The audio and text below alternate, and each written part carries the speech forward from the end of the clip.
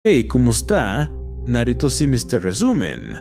Ang Steel ay isa sa mga nakakaaliw na maikling pelikula na mas nakatuon sa pagtatamasa ng kwento kaysa sa pagbibigay diin sa pag-unlad, ngunit binabawi ito sa wakas dahil nagtatapos ito sa isang moral na mensahe.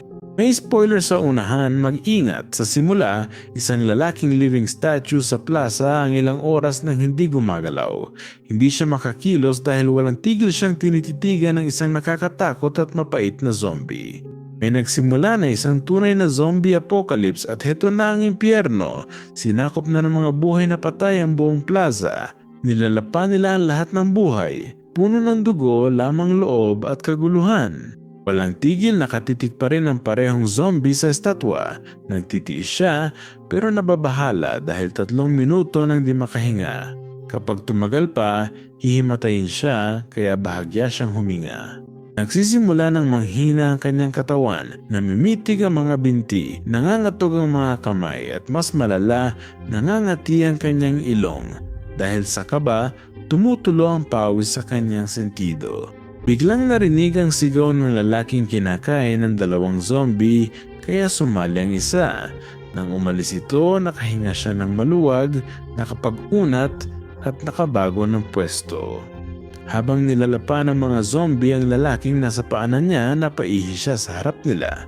Samantala, pinagpupunit ang biktima, nagsitalsika ng dugo't laman loob, may isa pang bumagsak sa balikat niya.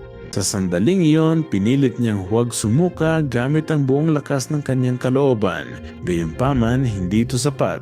Napuno ng suka ang kanyang bibig, ngunit kabayanihan niyang pinigilan ang pagluwa nito at nilunok ang lahat. Dahil dito, nakaramdam siya ng pagsuka kaya naghanap ng pagtutuunan ng pansin. Tiningnan niya ang paligid, ang masayang payasong si Barty ay hindi na nakaligtas.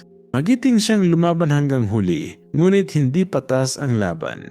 Kay Pascal, isang duguang tinta at putol na brasong nakasabit sa easel ang natira. Sa tuwa niya, buhay pa ang lalaking may kariton na itim. Bukod dito, para makatakas sa alanganing sitwasyon, dahan-dahan at maingat niyang iginagalaw ang kariton at unti-unti siyang nagtagumpay.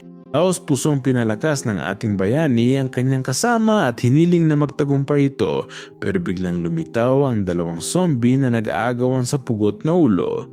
Nalaglag ito sa kariton, kumikilos pa at naghihingalo.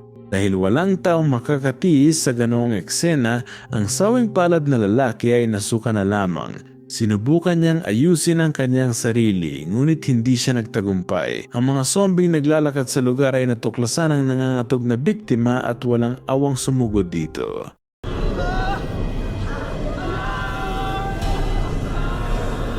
Sa harap ng sinapit ng kanyang kasama, wala nang magawa ang lalaki kundi bahagyang mapaluha. Habang abala ang karamihan sa mga zombie sa paglamon dito, tumakas ang ating bayani.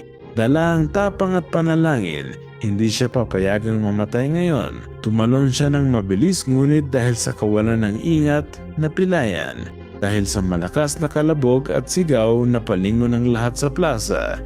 Dahan-dahan siyang lumiko sa eskinita, ngunit patuloy siyang hinahabol ng mga zombie ng natiyaga. Sinubukan niyang itago ang bakas, umikot sa kanto at nagtago sa ilalim ng hagdang konkreto.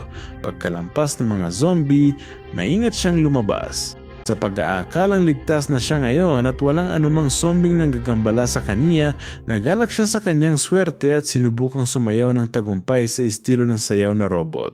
Ngunit paglingon niya, napansin niyang ang kagalakan niya ay nag-akit ng mas marami pang hindi matatakasang zombie.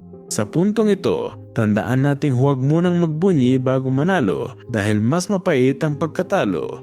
Mag-subscribe, buksan ang notifications at salamat sa panonood!